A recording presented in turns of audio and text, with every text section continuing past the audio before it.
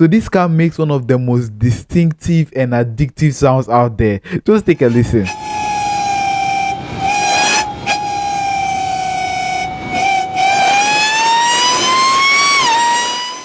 So there is just one component in a car that is responsible for making that beautiful whiny sound we all love. And that component is called a supercharger. So what exactly does a supercharger do? Well, both a supercharger and a turbocharger perform the same task, which is that they first compress air into the cylinders of the engine to make a bigger explosion and give the engine more horsepower. And by the way, if you are curious about what a turbocharger is, I explained everything in my previous video, so you can go and check it out. So as I said, a supercharger and a turbocharger do the same thing, but what makes a supercharger different is how it does it. So unlike a turbocharger that uses the force from the car exhaust gases to spin a turbine and then drives the compressor to compress the air, a supercharger is connected directly to the crankshaft of the engine via a pulley system, just like how the alternator or the AC compressor is connected to the engine. So when the intake air is taken in by the supercharger, the pulley which is being driven by the engine will then in turn also turn a rotor,